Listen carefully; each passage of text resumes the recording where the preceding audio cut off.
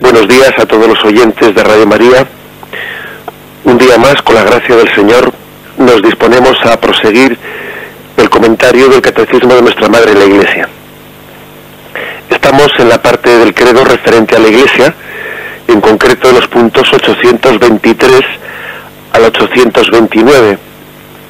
Ayer también disertábamos sobre estos mismos puntos y hoy vamos a completarlos. La Iglesia es santa. Dice el punto 827 que ayer leíamos en su primera parte, añade una cita de su santidad Pablo VI, o mejor dicho, del credo del pueblo de Dios, que es un texto publicado por Pablo VI, una de las profesiones de fe más detalladas, que yo creo que la más detallada, ¿no?, como credo que la Iglesia ha elaborado en toda su historia.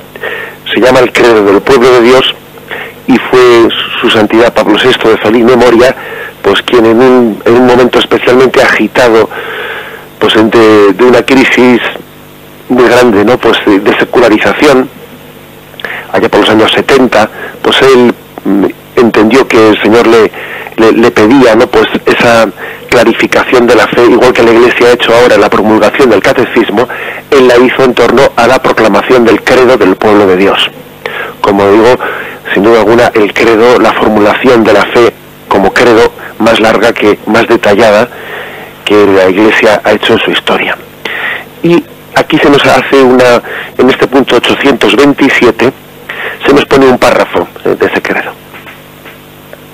La Iglesia es pues santa, aunque albergue en su seno pecadores, porque ella no goza de otra vida que de la vida de la gracia. Sus miembros ciertamente, si se alimentan de esta vida, se santifican. Si se apartan de ella, contraen pecados y manchas del alma, que impiden que la santidad de ella se difunda radiante. Por lo que se aflige y hace penitencia por aquellos pecados, teniendo poder de librar de ellos a sus hijos, por la sangre de Cristo y el don del Espíritu Santo. Esta es la cita de este credo del pueblo de Dios que trae el punto 827 del Catecismo. Conectando con lo que ayer explicábamos sobre estos mismos puntos, pues hay que decir que la Iglesia rechazó esa tentación puritanista que pudo existir en toda la historia, pero decíamos que incluso en los primeros siglos ya había existido pues una tendencia herética llamada el montanismo o el donatismo, que pensaba que la Iglesia era únicamente la Iglesia de los puros, la Iglesia de los que estaban predestinados a la salvación. No formaban, según esta forma de pensar las cosas, de pensar el ser de la Iglesia, no formaban parte de la Iglesia aquellos pues que no estuviesen predestinados, no, pues a la salvación. Entendía la santidad de la Iglesia como que la Iglesia era una élite de los santos, ¿no?, excluyendo a los pecadores. Y sin embargo, como hemos leído en este texto, ¿no?, en ese texto del punto 827 del Catecismo, la Iglesia no lo entiende así. Sí decimos que la Iglesia es santa, pero no en cuanto que esté formada únicamente por una élite de santos. No es así.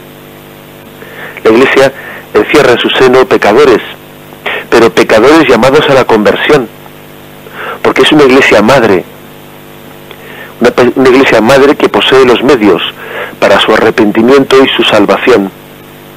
A ver quién le dice a una madre que son hijos suyos únicamente los hijos perfectos, ¿no?, que los hijos que son pecadores no son hijos suyos.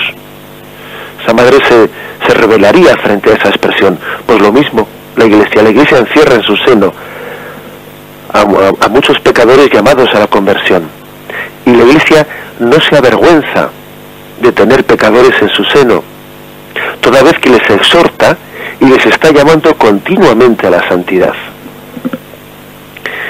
Esto forma parte pues del ser de la Iglesia. Esto está en consonancia con esa costumbre de Jesús, que escandalizó mucho en su tiempo, la costumbre de entrar en casa de pecadores. Zaqueo bájate de ese árbol, que hoy tengo que hospedarme en tu casa. Y Zaqueo se siente sorprendido por la visita de Jesús. Si hay pecadores en el seno de la iglesia, es porque Jesús ha entrado en casa de los pecadores. Es por la misma regla de 3. Los pecadores entran en el seno de la iglesia porque Jesús ha entrado en casa de los pecadores y ha comido con ellos. Para escándalo de muchos fariseos, ¿no?, que decían, ¿cómo este puede comer con pecadores? Si supiese quién es esa mujer, no le permitiría estarle ahí limpiando los pies. Es decir, ese mismo escándalo que produjo en su tiempo el que Jesús entrase en casa de pecadores, ese mismo escándalo es el que se produce ahora cuando muchas personas pues piensan que es incompatible decir que la iglesia es santa pues con la presencia de pecadores en su seno. Sin embargo, igual que Jesús entró en casa de pecadores sin perder por ello ni un ápice de su santidad, Jesús no dejó de ser santo por entrar en casa de los pecadores, así también los pecadores entran en el seno de la iglesia sin perder ella ni un ápice de su santidad. Recuerdo que en algunas ocasiones, ¿no?, que un sacerdote pues a veces habla con los vecinos, etcétera, sobre lo que es la iglesia. Con cierta frecuencia a veces se escucha decir, ¿no?, pero mira los que entran en la iglesia, si son los peores. Bueno, yo no sé si son los peores, porque es que me parece que esa tendencia a compararnos unos con otros, ¿no?, a sentirme yo mejor que el otro, no es muy evangélica, que digamos. No es muy evangélica. Yo creo que si a los que vamos a la iglesia nos sirve por lo menos para no compararnos con nadie, ya es bastante. Pero recuerdo haberle contestado, ¿no?, pues a alguna persona que te hace esta especie de afirmación, un poco de reto, mira los que la iglesia si son los peores, ¿no? Pues recuerdo haberle respondido, mira, no sé si serán los mejores los peores, porque Jesús nos dijo que mirásemos cada uno a la viga que tenemos en nuestro ojo y no a la mota que tiene en el ojo ajeno. Pero lo que sí que te digo es que precisamente Jesús convoca a los pecadores, porque los pecadores sienten necesidad de Jesucristo. Y quizás si a ti te parece que no necesitas de Jesucristo, bueno, pero yo sí necesito de él. O sea, que Jesús se rodeó de pecadores sin perder por ello un ápice de su santidad.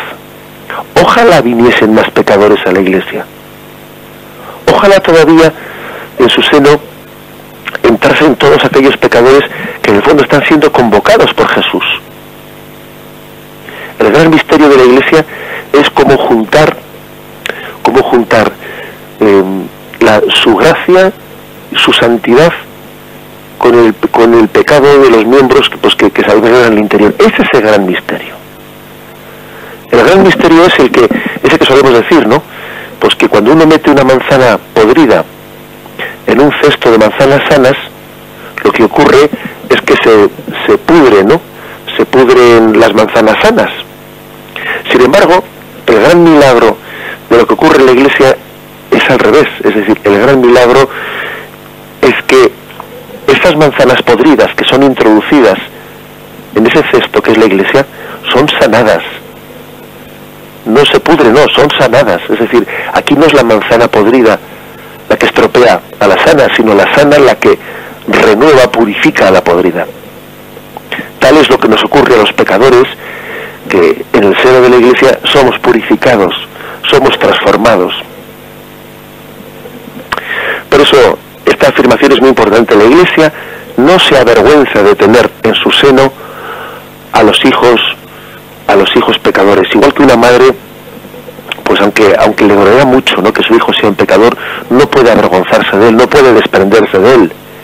Y Jesús tuvo una predilección especial por los pecadores y se acercó con corazón misericordioso, hasta el punto de crear escándalo por esa cercanía hacia ellos. Decir pues que la iglesia es santa, pues es una afirmación atrevida, y llena de fe, pero también sabemos que la santidad de la Iglesia es una tarea, y que por eso la Iglesia no se cansa de llamarnos a todos a la santidad. Dice un texto del Concilio Vaticano II, ¿no? La Lumen Gentium, capítulo 11. Todos los fieles cristianos, de cualquier condición y estado, fortalecidos con tantos y tan poderosos medios de salvación, son llamados por el Señor, cada uno por su camino, a la perfección de aquella santidad con la que es perfecto el mismo Padre. Todos son llamados, pues, a la perfección, fortalecidos con poderosos medios de salvación, poderosos medios de santificación. Estamos llamados a la santidad. Sed santos, como vuestro Padre Celestial es santo. Y el último punto de de este epígrafo, que tiene como título La Iglesia Santa, el último de los puntos es el 829, que dice: la Iglesia, en la Santísima Virgen, llegó ya a la perfección, sin mancha ni arruga. En cambio, los creyentes se esfuerzan todavía en vencer el pecado para crecer en la santidad. Por eso dirigen sus ojos a María. En ella, la Iglesia es ya enteramente santa. Es decir, que la Iglesia está en ese proceso de purificación, proceso de santificación, al mismo tiempo que alberga en su seno a los pecadores, y sin embargo en la Virgen María vemos el modelo de lo que es la Iglesia ya concluida, la Iglesia ya llegada a término. La Iglesia llegada a término es María. En ella vemos como el arquetipo, no como la imagen plena de la Iglesia. Es muy importante que entendamos por qué, pues porque el Concilio Vaticano II quiso tratar el tema de María dentro de la Constitución sobre la Iglesia, la Lumen Gentium. Hubo allí una discusión en el Concilio Vaticano II que posiblemente fue una de las discusiones que más dividió a los padres de la Iglesia, porque tengamos en cuenta que los documentos del Concilio Vaticano II son votados con práctica unanimidad, ¿no? O sea, que con algún rarísimo voto en contra de toda la Asamblea de los miles de obispos. Sin embargo, una cuestión que dividió el Concilio Vaticano II, casi a partes iguales, fue el cómo tratar el tema de la Virgen María, si hacer un documento aparte para ella, que esta era la opción de los países así de mayor tradición mariana como el nuestro, los países pues hispanos, etcétera, y sin embargo pues otros padres de la Iglesia pensaban que no se debía hacer como un documento aparte para María, sino que se debía de incluirla en uno de los puntos de la Constitución sobre la Iglesia. Finalmente prevaleció esta opción, aunque fuese por pocos votos, prevaleció, y la Virgen María, su figura es tratada dentro de uno de los capítulos de la Constitución dogmática sobre la Iglesia. Y yo creo que fue providencial que esto fuese así. Fue providencial para que entendamos que la figura de María pues no es un anexo, no es una parte del resto de nuestra fe, sino que María, la fe en María se desprende incluso de nuestra fe en la Iglesia. María es el modelo de la Iglesia. María es lo que es y debe de ser la Iglesia. María es su misterio de maternidad, su misterio de santidad, su misterio de intercesión. Eso es la Iglesia. Por eso el Espíritu Santo iluminó a los padres conciliares para entenderles que no era signo de mayor devoción o de mayor aprecio a María el tratarla aparte a ella en un documento que no tuviese relación con el resto de los misterios. No era signo de mayor devoción. A veces uno se piensa que aprecia más a una persona cuando le trata aparte, apartándola de los demás, y no es así, Es decir, el concilio tuvo la inspiración de entender, de proclamar a María como el modelo de la Iglesia, arquetipo de la Iglesia. En ella vemos perfectamente consumada la vocación que tenemos hacia la santificación. No en vano, ¿no? Cuando vamos a confesarnos en muchos lugares, pues conservamos una tradición, la tradición de decir Ave María Purísima, y ponemos a María como imagen de la meta de nuestra santidad, de la meta de nuestra purificación. Decir Ave María Purísima es tenerla a ella como modelo. La Iglesia santifica, purifica a sus fieles teniendo a María como modelo al cual nos dirigimos. Vamos a meditar brevemente, tras haber hablado de esta invocación del Ave María Purísima, María modelo de santidad, modelo terminado, ¿no?, de aquello a lo donde se conduce la Iglesia. Vamos a meditar brevemente y continuar forma. Por una parte, en cuanto sacramento de Cristo, la Iglesia es santa ya de facto, de hecho. Sin embargo, como comunidad de los bautizados, pues la Iglesia es santa en vocación, va de camino. Y hay que compaginar estos dos aspectos, es decir, que la Iglesia es santa, y la Iglesia es santa como vocación, como tendencia, como el destino al que está llamada. Son dos matices distintos, ¿no?, que también el mismo catecismo pues nos los distingue. Por ejemplo, el punto 825 de los que estamos comentando dice: la Iglesia, en efecto, ya en la tierra se caracteriza por una verdadera santidad, aunque todavía imperfecta. En sus miembros la santidad perfecta está todavía por alcanzar. Todos los cristianos de cualquier estado o condición están llamados, cada uno por su propio camino, a la perfección de la santidad, cuyo modelo es el mismo Padre. Por eso distingamos, ¿no? La Iglesia como sacramento de Cristo es ya santa, de hecho. La Iglesia como comunidad de los cristianos o de los bautizados que la formamos, pues es santa como vocación a la que tiene que dirigirse. Nuestra vocación es la santidad. Ella posee plenamente, ¿no?, como sacramento de Cristo, desde el primer instante de su existencia, posee el don de la santidad y lo transmite íntegramente. En este sentido, sí, hay que decir que ella es santa indefectible. Hay un texto de San Cipriano que dice: la esposa de Cristo no puede tener mancilla, es pura e inmaculada, no conoce más que una sola mansión, con un pudor casto guarda la santidad de su solo hogar. Ese es el misterio. Su doctrina siempre pura, como siempre es pura la fuente de donde emanan sus sacramentos. Pues así lo afirma San Cipriano. De hecho, difícilmente se entendería, ¿no?, pues que la Iglesia haya sido capaz de conservar, pues durante 2000 años, el mensaje de Cristo sin mancilla, sin haberlo prostituido a las mentalidades de los tiempos históricos, sin haber cedido, ¿no?, sin haber pues hecho rebajas, como se dice. No, es verdad, la Iglesia ha mantenido íntegro, puro, el mensaje de Jesucristo, y ese milagro de permanencia, ¿no?, a lo largo de 2000 años en fidelidad al mensaje de Cristo, pues solamente se puede entender desde este milagro de la santidad de la Iglesia.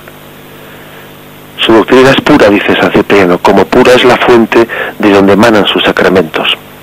Por el contrario, ese segundo aspecto que decimos que la Iglesia no solo es sacramento de Cristo, es también comunidad de los bautizados. El segundo aspecto, pues la santidad es un tesoro que cada individuo puede perder. Ojo, claro que podemos perder. El cristiano espera humildemente la perseverancia final, porque puede perderla. En todo el cuerpo de la Iglesia ese tesoro puede aumentar o disminuir. La obra de la gracia varía en su intensidad según épocas y almas, ¿no? Y ha habido épocas en las que han florecido muchos los santos, otras épocas en las que, por desgracia, pues no ha sido así. Por lo que respecta a la santidad, hay tiempos de afloración abundante y tiempos de crisis. Pero no podemos, como esos herejes donatistas, ¿no?, o montanistas a los que nos referíamos antes, no podemos pensar nunca que la Iglesia pertenece al grupo de los perfectos, de los predestinados. La Iglesia es, en este mundo, y continuará siendo hasta el final, una comunidad compleja, trigo mezclado con paja, arca que contiene animales puros e impuros, como el arca de Noé. En ella había animales puros e impuros, y también es una imagen que utiliza Orígenes, San Cipriano, San Pedro Damián y muchos otros padres, San Agustín también, utiliza la imagen del arca de Noé, en la que había animales puros e impuros. Bueno, sabemos que es una forma de hablar, porque ante Dios todos los animales son puros, pero bueno, pues el hecho de que hubiese también serpientes, también hubiese otro tipo de animales que popularmente no son considerados impuros, dice, es imagen de la Iglesia, en cuyo seno hay santos y pecadores. Y el trigo está mezclado con la cizaña.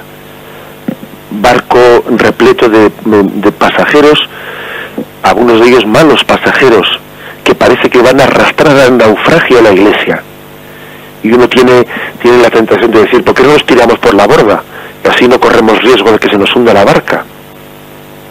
Esa tentación, la puede tener la Iglesia, ¿no? Y sin embargo decimos, bendita misericordia de la Iglesia, que no nos ha tirado a nosotros por la borda en los momentos duros.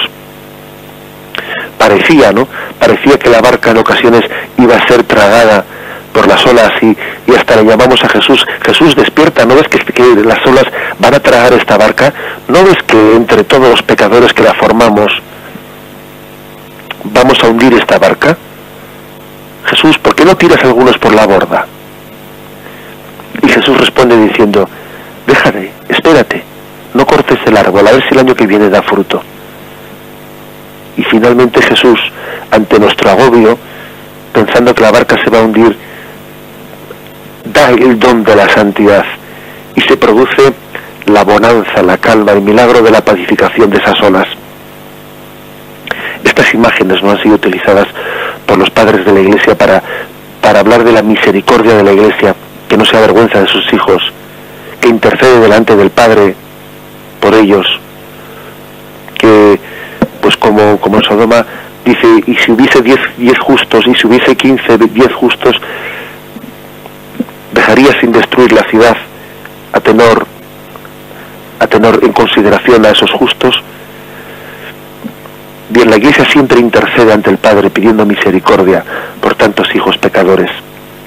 No es de justicia, ¿no?, a los ojos de Dios, que nosotros estemos aquí como juzgando quiénes son los justos y quiénes son los pecadores, quiénes son los que tienen derecho a una pertenencia. No, a nosotros no nos toca ese juicio.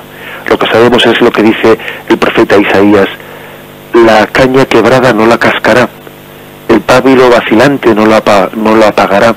Es decir, la Iglesia es una Iglesia de misericordia, que está siempre esperando a que sus hijos renazcan a una vida de gracia.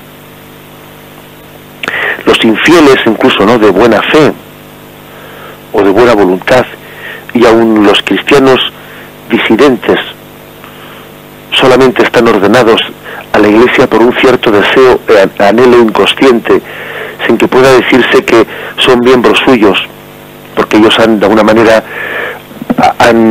se han apartado voluntariamente de la Iglesia. Pero por el contrario, los pecadores que no han renegado de ella continúan formando parte de la misma, y sabemos muy bien que ellos pues pueden constituir un gran número de fieles que no han renegado de la Iglesia, pero bueno, pues que están inmersos en sus pecados, y aunque no viven según el Evangelio, todavía sin embargo creen en el Evangelio, y ese vínculo, que no sería suficiente para constituir la Iglesia, sin embargo es suficiente, aunque está debilitado, para que estos pecadores continúen siendo miembros de la Iglesia, hijos, aunque sean enfermos, aunque sean secos, aunque sean podridos.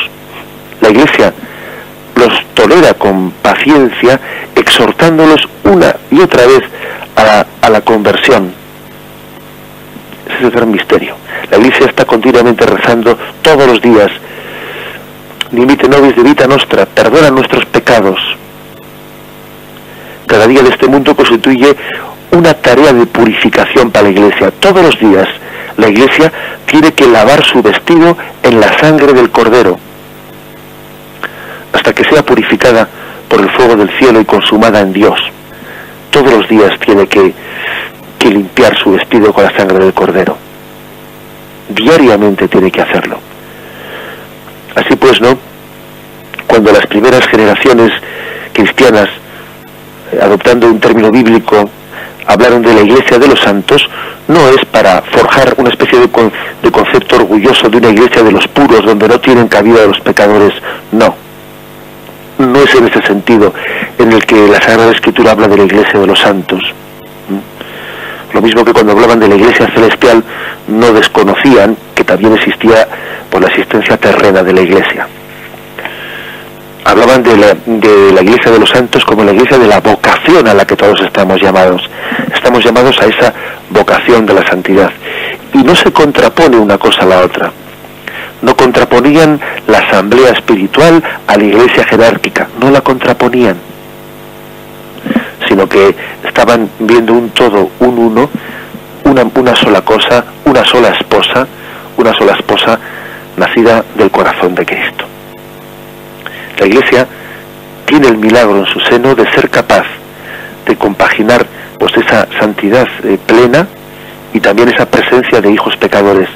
Y aun siendo santidad y pecado pues dos principios antagónicos, ¿no?, que no se compadecen uno con el otro, la Iglesia lleva en su seno esas dos realidades con una continua llamada a la conversión, a la purificación, a la santificación. De la santidad de la Iglesia es santa, pues es tanto como incidir en que Cristo está presente en ella, porque ese es el gran argumento para afirmar que la Iglesia es santa. Si Cristo está presente en ella, entonces es santa. Si Cristo no estuviese presente en ella, ¿cómo va a ser santa? Este es el gran aspecto.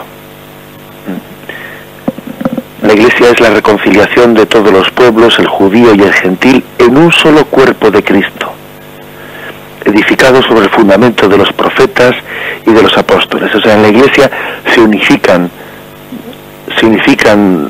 pues gentiles y pueblo judío, se unifican todos ellos en el cuerpo de Cristo. Dice así Efesios 2, versículos del 11 al 21.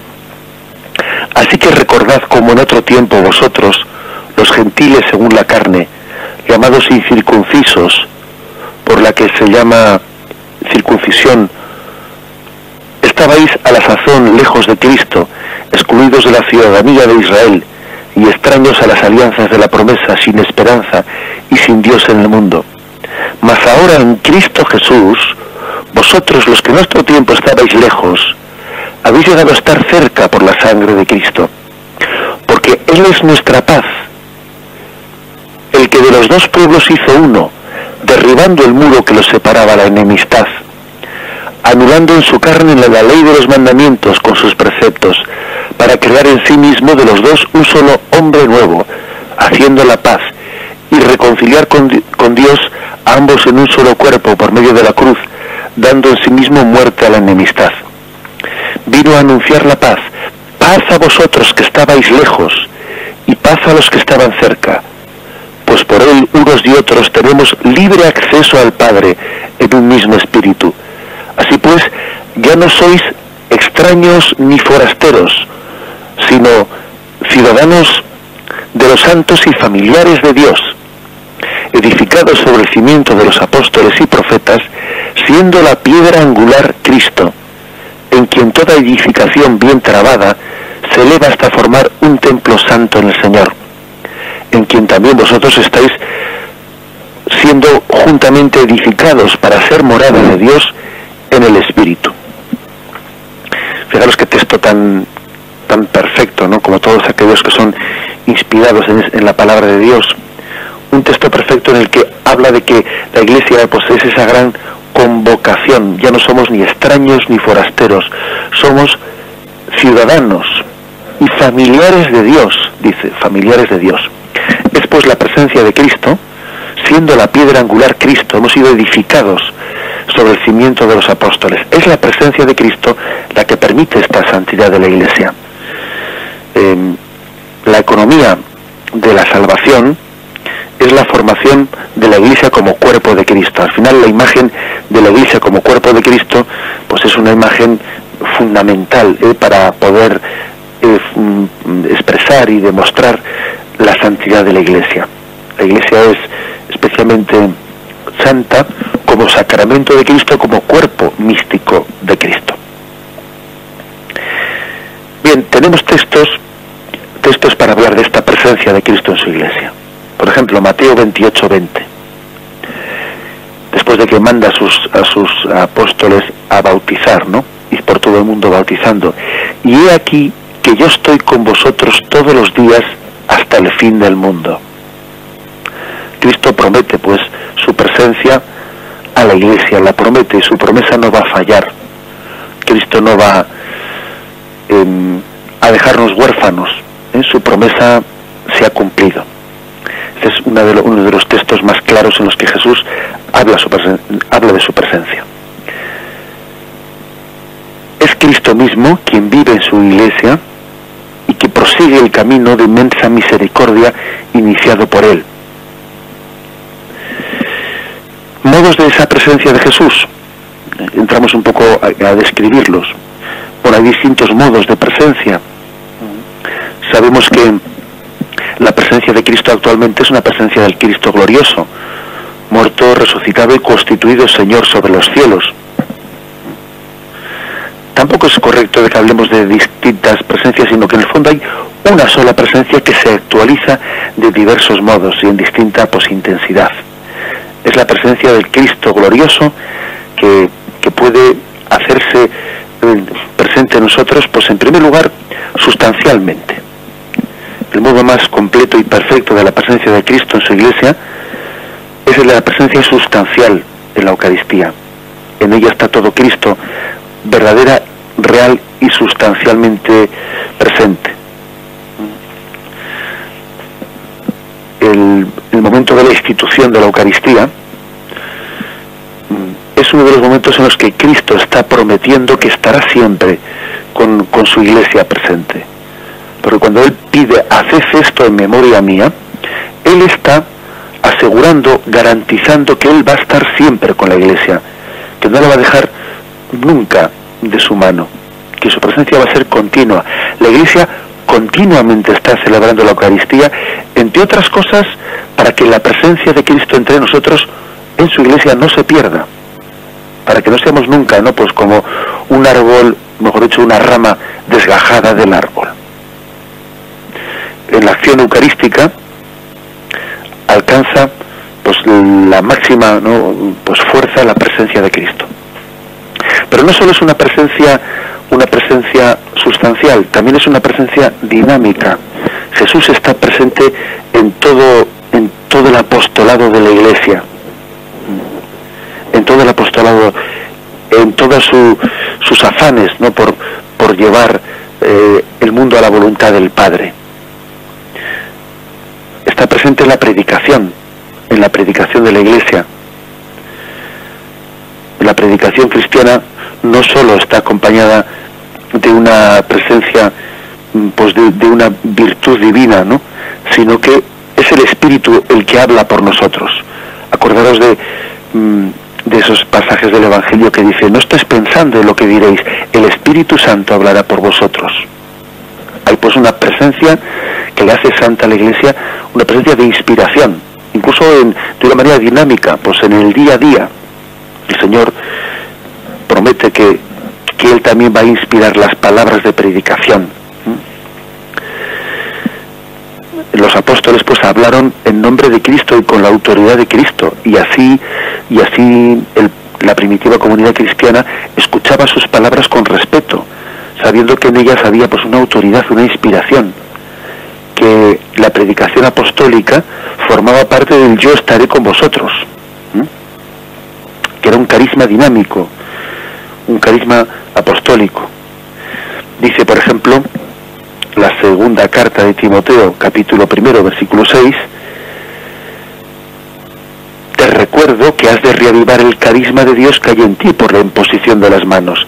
Es decir, que no basta con que uno en su ser ha sido pues constituido pues en Cristo, sino que luego tiene que reavivar ese carisma. Es decir, una de las pruebas de que hay una presencia dinámica es que Pablo pide pues no vivir de las rentas, sino renovar diariamente la inspiración del Espíritu para que Él ponga sus palabras en nuestros labios. No vale decir yo ya soy apóstol, yo ya soy testigo de Cristo, sino que uno tiene que renovar la gracia de Cristo, como dice en este caso, por recibida por la imposición de las manos o recibida por el bautismo. Hay pues una dimensión dinámica de presencia de Cristo entre nosotros. Él reparte los carismas. Los carismas dados por Dios a su Iglesia son una manifestación de su presencia dinámica entre nosotros. De una manera dinámica, Jesús se hace presente y transforma a la Iglesia. Bien, quisiera concluir leyendo el punto 826 del Catecismo. El punto 826, pues, dice así: la caridad es el alma de la santidad, a la que todos están llamados. Dirige todos los medios de santificación, los informa y los lleva a su fin. Y aquí el Catecismo nos trae un texto de Santa Teresita del Niño Jesús, de su autobiografía, que es bien conocido, ¿no? Pues que es uno de los textos centrales de su espiritualidad. Comprendí que si la Iglesia tenía un cuerpo compuesto por diferentes miembros, el más necesario, el más noble de todos, no le faltaba. Comprendí que la Iglesia tenía un corazón y que este corazón estaba ardiendo de amor. Comprendí que el amor solo hacía obrar a los miembros de la Iglesia, que si el amor llegara a apagarse, los apóstoles ya no anunciarían el Evangelio, los mártires rehusarían verter su sangre. Comprendí que el amor encerraba todas las vocaciones, que el amor era todo, que abarcaba todos los tiempos y todos los lugares, en una palabra, que es eterno. Este hermoso texto de Santa Teresita, de su autobiografía, nos viene a decir que al final, con esta imagen también pues del cuerpo humano, ¿no?, en la que califica al amor como el corazón del cuerpo, de ese cuerpo que es la Iglesia. Si está la imagen de Cristo como cabeza del cuerpo místico, aquí Santa Teresita utiliza la imagen del corazón, porque bombea la sangre, ¿no? Bien, pues la Iglesia es santa porque ese corazón, que es el corazón de Cristo, no lo olvidemos, ese corazón de Cristo está ardiendo de amor, está latiendo, está enviando su santidad a todas las células del cuerpo. Las células tienden a envejecer, las células tienden a corromperse, necesitan el oxígeno de la santidad, y es Cristo el que nos da el don del amor, de manera que cualquier otra cosa que hagamos, ¿no?, pues tiene su sentido por la santidad de Cristo, por la caridad de Cristo, que purifica lo que hacemos. Si no fuese por la caridad de Cristo, nuestra predicación sería vana. Buscaríamos la vanidad, buscaríamos, yo qué sé, pues nuestra propia imagen de lo que decimos. Si no sería por la caridad de Cristo, por la santidad de Cristo, la Iglesia, incluso con el pretexto de hacer cosas buenas, pues estaría sirviéndose a sí misma. Es la caridad, es el amor la que nos santifica, la que nos perfecciona. Es pues un buen texto para concluir nuestra exposición sobre la santidad de la Iglesia. Concluimos de esta forma la exposición. Vamos a dar paso ahora a la intervención de los oyentes. Podéis llamar al teléfono 917-107-700, 917-107-700, para hacer vuestras preguntas o vuestras sugerencias. Hacemos un momento de silencio y esperamos vuestras llamadas. Buenos días, ¿con quién hablamos? Salón, el nombre mío es Santiago. Buenos días, Santiago. Buenos días. Buenos días. Hay una frase que es muy importante, que es la de San Pablo, cuando es derribado y entonces dice, Saulo, Saulo, ¿por qué me persigues? Ahí está. ¿A quién persigue? A Cristo. ¿Y Cristo quiénes son los cristianos? Entonces es una identificación total entre cristianos y Cristo, y entre Cristo y cristianos. Y eso es así. Y entonces, a medida que nosotros vamos entregando nuestra memoria, nuestro entendimiento, nuestra voluntad en palabras de San Ignacio, pues entonces que nosotros nos estamos identificando con Cristo. Ya el creador supremo San Pablo cuando dice, ya no vivo para Cristo, es Cristo quien vive en mí. Entonces es muy importante de que nosotros pertenecemos, somos y estamos en Cristo. Muchísimas gracias, Santiago, por tu intervención. Un comentario lo hago por la radio, y es el hecho de que, bueno, pues ese pasaje, ¿no?, que el oyente ha puesto como reflexión, el hecho de que cuando Saulo pues es camino de Damasco, pues es derribado, y él se encuentra con que una voz le dice, ¿quién eres tú? Y él dice, yo soy Cristo, a quien tú persigues. Bueno, esa identificación que hace Jesús entre, si tú persigues a la iglesia, me persigues a mí, porque yo soy la iglesia. Jesús está identificando con la propia iglesia, porque Saulo no tenía conciencia de estar persiguiendo a Jesús. Saulo pensaba que estaba persiguiendo a la iglesia. Y la sorpresa que se lleva es que Jesús le dice, no, me persigues a mí. Si persigues a la iglesia, me persigues a mí. Bueno, pues eso en el fondo está afirmado con una claridad que es semejante a esa identificación que tiene Jesús con los pobres y con los necesitados, de la cual tanto predicamos en la iglesia. Acordaos de que Jesús dice, cada vez que lo hicisteis a uno de estos mis hermanos, a mí me lo estabais haciendo, porque tuve hambre y me disteis de comer, tuve sed y me disteis de beber. Es decir, esa identificación tan fuerte que tiene Jesús con todos los desheredados, cuando la hacíais con ellos, conmigo lo estabais haciendo, y que tantas veces predicamos sobre ello, ¿no? Bueno, pues esa misma identificación es la que tiene con su iglesia. El que de alguna manera denigra de la iglesia, denigra de Cristo. El que se avergüenza de ella, se avergüenza de Cristo.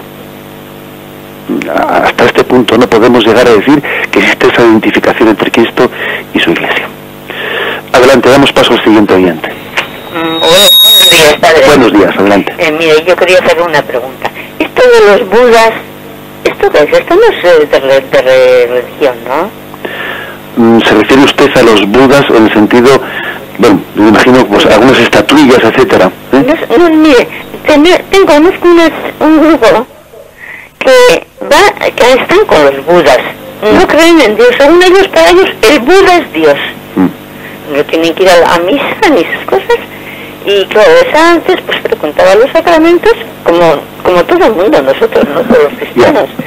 Y ahora se han metido con ese hombre, es un hombre, el Buda ese que le llaman, está enamorado de él, y que viene, habla de esto y de aquello.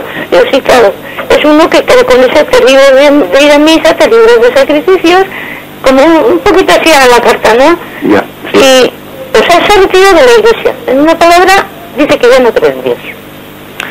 De acuerdo, le hago una breve reflexión por la radio.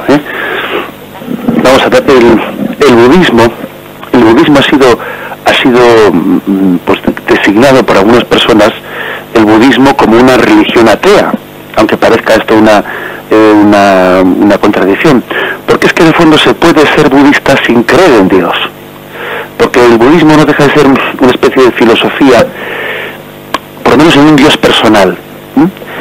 El budismo es una especie de filosofía de purificación de la persona, en que la persona busca su paz interior, busca la superación de los sufrimientos y busca pues un estado de relajación interior en el que puede llegar a desprenderse del dolor. Pero claro, en el fondo uno dice, bueno, eso es una religión que nos une a un Dios personal, porque nosotros creemos que el objetivo de nuestra vida no es el buscar una relajación. El objetivo de nuestra vida es buscar la voluntad de Dios. A veces buscar la voluntad de Dios no es nada relajante, sino que puede pedir un gran sacrificio. Por eso yo creo que a veces aquí se confunde verdadera religión, que es búsqueda de la voluntad de Dios, con una técnica de relajación personal. Y es verdad que Cristo vino a darnos su paz, pero pero la paz de Cristo, a veces hasta que se alcanza verdaderamente, exige muchos sacrificios, y el reino de Dios sufre violencia, y tenemos que hacernos violencia interior nosotros para aceptar la voluntad de Dios, ¿eh? Con lo cual el budismo, pues hay que decir que tiene mucho de técnica de relajación, ¿eh? Y bueno, pues, pero es una filosofía, yo creo que incluso compatible con un montón de espíritu mundano. O sea, que podemos incluso llegar a decir que el budismo es una religión sin Dios, o sea, sin una creencia en un Dios personal, que lo que predica es la autotrascendencia, la autorrelajación, etcétera, ¿eh? Adelante, damos paso al siguiente oyente.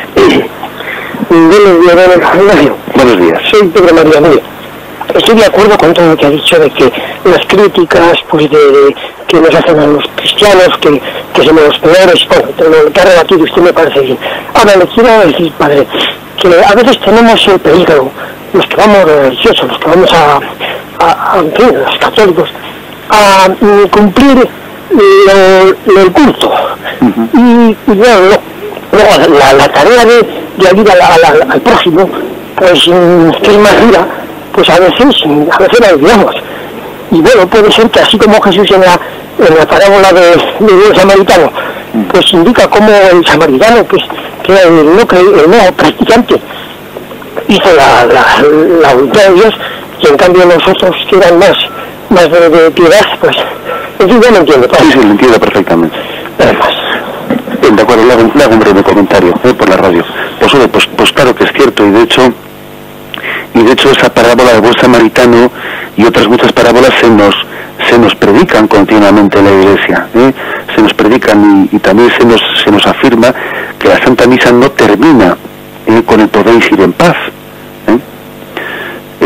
sino que la Santa Misa se prolonga, pues porque es un envío. Cuando termina la Santa Misa somos enviados por el Espíritu. Esa bendición final es una bendición de envío, para que eso que hemos escuchado pues sea trasladado a las obras, ¿no? Con lo cual, verdaderamente quien pensase, ¿no?, pues que un mero culto ritual le justifica, pues hombre, estaría equivocadísimo ciertamente. Pero es verdad que el haber recibido una predicación, pues de no ser que hayamos tenido los tapones puestos en los oídos, ¿no?, que puede ser ciertamente, puede ser, el haber recibido una predicación, pues yo creo que nos dispone y nos predispone mejor, ¿no?